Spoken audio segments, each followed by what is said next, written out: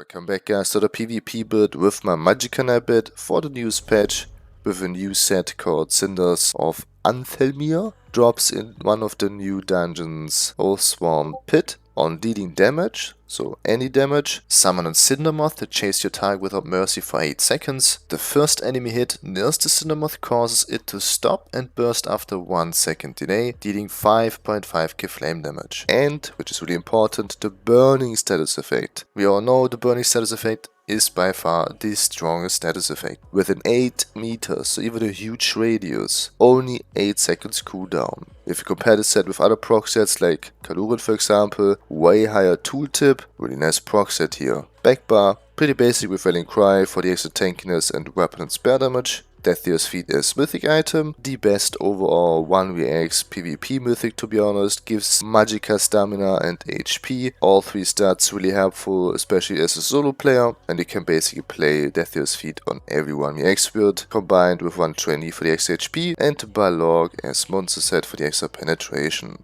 Armor types, 2 heavy, make sure to use the heavy chest for the extra resistance, 1 medium and 4 light armor pieces. Make sure to use every single armor type for the Undaunted passive Undaunted Metal to gain 2% extra Magdk stamina and HP for each armor type, so overall 6%. Trades with 4 impel pieces, 1 sturdy and 2 well fitted. Full prismatic glyphs for the extra stamina and Magdk. Shout out to Zorex for the gold donation, thanks to you mate. I could buy some prismatic glyphs, which are super expensive, especially on an A, 100k gold each. If they're too expensive for you, just put some HP, stamina and Magdk glyphs and you're Gucci to go. Jewelry 2 infused and 1 bloodthirsty, especially on Nightblades with the high execute damage. Bloodthirsty is a nice choice. If you prefer extra healing, go with full infused here, full weapon and spell damage glyphs. If you have sustain issues, go with 1 Magdk or 1 prismatic regen glyph. Front bar a 2H maul. Alternative use a lightning staff if you want, or dual wield with 2 maces with Nirn and Sharpden. I simply only have the maul for the extra pen, also works, and really important is the poison damage enchant here. Keep in mind Cinder Moth already procs the burning status effect, so flame damage would be kinda nonsense. And with elemental susceptibility, we have another guaranteed burning proc. So the poison enchant is in this case way more better, since we don't have any poison damage abilities on the Magdk Nightblade. So like this we can also apply the poison status effect. And backbar nice stuff in defending with the Berserker glyph. Quick look on the skills. Front bar still debilitate, I really like the extra dot damage, and since they reworked the status effects, the overcharged status effect deals now way more damage than before. And the 50% snare of debilitate is really annoying to play against. Next up, power extraction for the major brutality sorcerer buff, and minor courage, over 200 weapon spare damage. And even applies minor cowardice to your enemies for 9 seconds, reducing their weapon and spare damage. Conceit weapon still as spammable. The extremely nerfed conceit weapon, it does not give major berserk anymore, so we lose the 10% extra flat damage, but we gain 10% extra damage when you leave sneak or visibility while in combat for this ability. And they also increase the general tooltip of conceit weapon, and on top still sets the enemy off balance, means we can still use exploiter for the 10% extra flat damage. So I still prefer conceit weapon over other spammables. Gives also minor expedition still, the 50% movement speed, which is really helpful as 1vx player. Alternative used the new Vamp spammable, a Terror Burst. They slightly buffed it. It applies not the hemorrhaging status effect, the bleed damage effect, or with a lightning staff you could use Force Pulse spammable.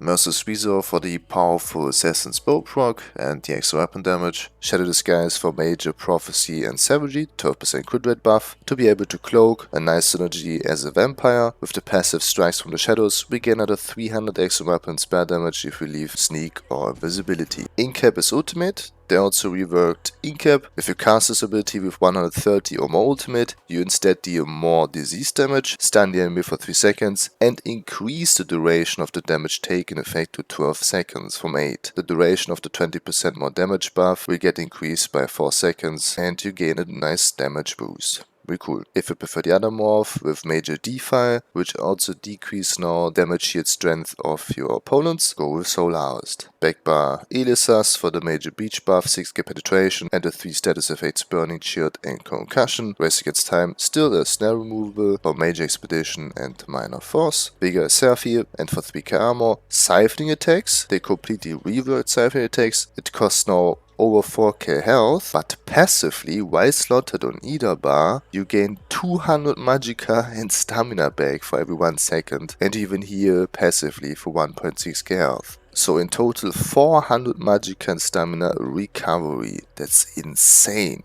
And if you're out of sustain, just use this ability, costs you 4k health of course, but you gain immediately 2.6k magicka and stamina back. Very nice. As Bursty still shoot offering, and Soul Tether is defensive and aggressive ultimate. It's undodgeable, stuns the enemy with a huge AoE radius. Ray Stammer, what else for the extra weapon spell damage, max stamina and magicka, and the flame resistance, which is really helpful as a vampire. Talking about vampire, make sure to be Vamp stage 3 for the undeath passive, which gives us more tankiness. Smoked Bear Hunch as buffwood, we need the extra stamina recovery. Atonarch as Mundus for the magicka recovery, 23 points in health, and the rest in magicka. Like this we are unbuffed at 30k HP. Keep in mind we still have Death's Feet for even more HP, magicka and stamina. Potions, the normal tricep potions, and CPs, Daddy Aim, Master Darms, Exploiter and Ironclad. If you feel too squishy, swap out Exploiter for Duelist Rebuff. And red CP sustain by Safri, Pales Refuge, Celerity and Slippery. Combination, pre-buff yourself with Race Against Time and Vigor. Power Extraction, Elisas followed by Debilitate. Then Shadow Disguise, Conceit Weapon, Medium Attack, Incap into Bow. Followed by Conceit Weapon spams. Make sure to flank the enemy with Conceit Weapon to set it off balance, and then use a medium or heavy attack afterwards to stun the enemy. That's it with another PvP build. Thanks for watching, have a nice day, enjoy the gameplay footage, and I'll see you guys in the next one. Peace.